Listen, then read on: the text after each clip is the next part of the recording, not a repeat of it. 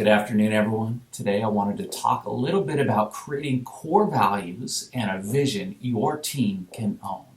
So many times as leaders, we want to just create these core values in our own private little area and roll it out to our team and say, here you go, you run with it. I wanted to create a team chemistry that they could buy into. A little background, our Inner Healing team is a team that I'm over, but because I do so many other things, and it was a team that was already established when I took over, I kind of let some of the leaders run with it. And so because of that, different people started doing their own thing.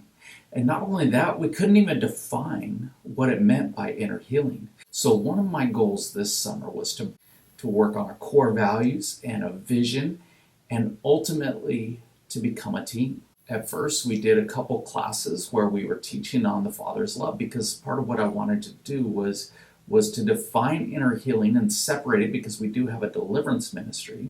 And deliverance is a part of what we do, but it's just a part. We're an inner healing ministry that does deliverance. We're not a deliverance ministry that happens to do inner healing. And so I wanted that to be clearly defined. And not only that, I wanted, even in our deliverance, to get the understanding that we are about a gentle form of deliverance. We're working with healing the person. And so a lot of stuff that we saw was with PTSD, post-traumatic stress disorder, we had a few team members that wanted to dive right in and just, it's deliverance. And so they dive right in and people walked away traumatized.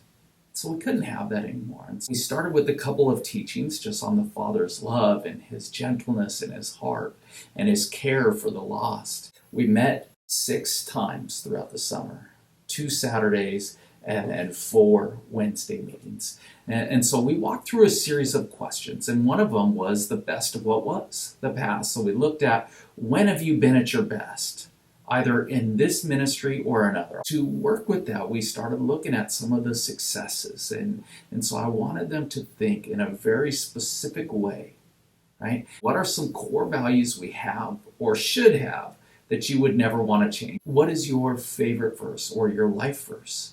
That verse that really defines you, because I wanted them to bring their own personality into it, their own heart and desire, because I wanted them to see that what they brought was important. And so through that, we started collecting key words that stood out, because we wanted to take all these and prioritize them and put them together to what we do here, because our team is very important in that. Because once we established the best of what was and the best of what is, and these are things that we never wanted to lose, even if everything else changed, then we took some time to dream. Imagine 1 year from now, what are we going to be celebrating? And so I wanted them to dream big, because if it's not big, it's not God. And I wanted them to take off any kind of limitations when it came to finances, because we must allow the Lord to move through us and give us visions of what might be, what's possible only through him. And then what we did was we came together in a circle. We went through, and each one of us got a chance to share. So we went all the way through, and as they shared it, I wanted them to capture it, and mainly a one word that would capture it. So then they took this sticky note, they put it in the center. All of them got piled in the center. And so we went all the way through. After we went through once, everyone got a second chance and a third. And as we did, we talked through this and what it would look like. We really got a cool time of dreaming. And then we came together for a design session. It's looking at the core values and what this means. So we got 5 top core values, and then we defined those core values, what that meant. And then we did this with vision. Why is this important? And this became kind of the guide rails, like in a bowling alley. You put up the rails, and so the ball's going to get down there some way. But it gives us that freedom, because that is one of our core values, is the freedom to go as the Spirit leads based on that particular client. And so these guide rails really kept us on the same page. Through this, it was really cool to see how our team came together. The excitement, the energy. So this created a bonding. And then with that, then they prayed with those people. So sometimes we did one-on-one prayer, and it was always with people that they don't normally mix with. And so, as we did this, our team came together. I want to encourage you as you're seeking, how can I get buy in from my team? This is a cool way of doing it because I included the entire team, whether it be the leaders that have been there the longest or even people that we just accepted on the team.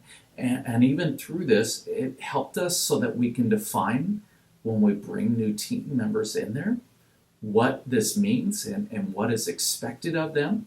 And also, this is the difficult part, but people that are on the team that maybe this is not their vision, because now we had a clear vision, they're able to make that decision, and that's okay, because one of our core values is if this is not their ministry, then they can go, but they're still part of our family. I hope you enjoyed this presentation. I hope you learned a lot and are able to implement this with your team. Have a good day.